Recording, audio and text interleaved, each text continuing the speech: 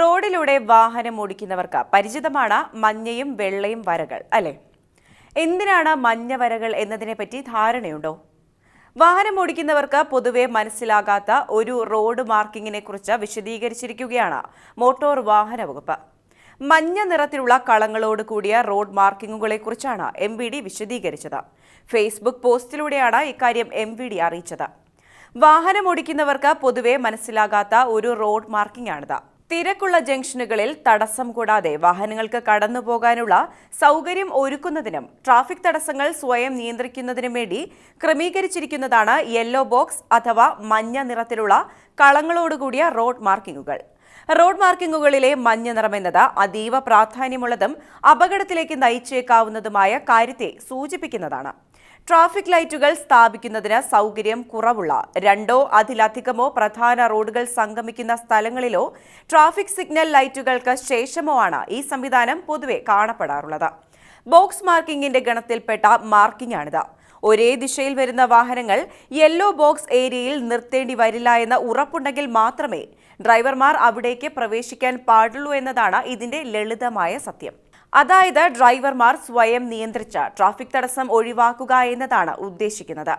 ഒരു കാരണവശാലും അവിടെ വാഹനം നിർത്താനോ പാർക്ക് ചെയ്യാനോ അനുവാദമില്ല. അങ്ങനെ ചെയ്യുന്നത് ശിക്ഷാർഹവുമാണ്. ഒറ്റ വാക്കിൽ പറഞ്ഞാൽ മഞ്ഞ ഏരിയയ്ക്ക് അപ്പുറം കടക്കാമെന്ന് ഉറപ്പുള്ളപ്പോൾ മാത്രമേ അതിലേക്ക് പ്രവേശിക്കാൻ നമുക്ക് അനുവാദമുള്ളൂ. അസൗകര്യമുള്ള സ്ഥലങ്ങളിൽ ട്രാഫിക് സിഗ്നൽ ലൈറ്റുകൾ, റൗണ്ട് അബൌട്ടുകൾ തുടങ്ങിയവ ഒഴിവാക്കാമെന്ന സൗകര്യവും ഈ ബോക്സ് മാർക്കിങ്ങിനുണ്ട്. ട്രാഫിക് തിരക്കുകൾ സ്വയം നിയന്ത്രിക്കാൻ പ്രാപ്തിയുള്ള പരിഷ്കൃത സമൂഹത്തിന്റെ മുഖമുദ്രയാണ് യെല്ലോ ബോക്സ് മാർക്കിങ്ങുകൾ. വരകൾ റോഡിനെ സംബന്ധിച്ച് അറിവ് കൊടുക്കുന്നതോടൊപ്പം തന്നെ അപകട സാധ്യതകൾ മുൻകൂട്ടി മനസ്സിലാക്കാൻ ഡ്രൈവറെ സഹായിക്കുകയും ചെയ്യുന്നുണ്ട്. റോഡിലെ ശ്രദ്ധ വ്യതിചലിക്കാതെ തന്നെ കാര്യങ്ങൾ മനസ്സിലാക്കാനും കാൽനടക്കാർക്കും സൈക്കിൾ യാത്രക്കാർക്കും സുരക്ഷിതമായി റോഡ് ഉപയോഗിക്കുവാനും ഇവ സഹായിക്കുന്നുണ്ട്. മഞ്ഞ, വെള്ള, കറുപ്പ് എന്നീ നിറങ്ങളാണ് ഇതിന് സാധാരണയായി ഉപയോഗിക്കാറുള്ളത്. റോഡിന് നെടുകെയുള്ള വരകൾ തന്റെ വാഹനത്തിന്റെ സ്ഥാനം എവിടെയായിരിക്കണമെന്ന് ഒരു ഡ്രൈവർക്ക് നൽകുന്ന സൂചനയാണ്.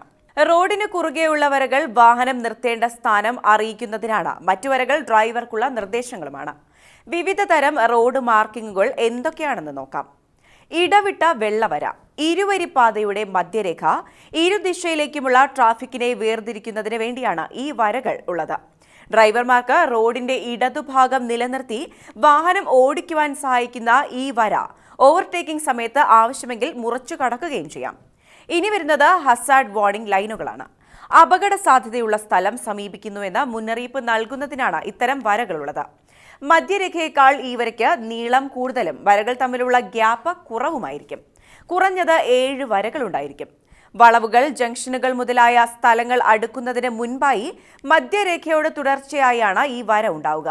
തുടർച്ചയായ വെള്ളവര ഇരുദിശയിലേക്കുമുള്ള ട്രാഫിക്കിനെ വേർതിരിക്കുന്നു. റോഡിന്റെ ഇടതുഭാഗം നിലനിർത്തി തന്നെ വാഹനം ഓടിക്കണം. വര മുറിച്ചു കടക്കുന്നതിന് നിയന്ത്രണവുമുണ്ട്. തുടർച്ചയായ വരയും ഇടവിട്ട വരയും ഒരുമിച്ച് വരുന്നതാണ് അടുത്തു വരുന്നത്. ഇടവിട്ട വരെയുള്ള വശത്തെ വാഹനങ്ങൾക്ക് വര മുറിച്ചു കടക്കാം. എന്നാൽ തുടർച്ചയായ വരെയുള്ള വശത്തെ വാഹനങ്ങൾക്ക് വര മുറിച്ചു കടക്കാൻ അനുവാദമില്ല. ഇനി വരുന്നത് ട്രാഫിക് ലൈൻ വരെയാണ്. വീതി കൂടിയ റോഡുകളിൽ ഗതാഗതം വരിവരിയായി ക്രമീകരിച്ച് സുഗമമാക്കുന്നതിന് വേണ്ടിയുള്ളതാണ് ഈ വരകൾ. ഇടവിട്ട വെള്ള വരയായാണ് ട്രാഫിക് ലൈൻ വരയ്ക്കാറുള്ളത്.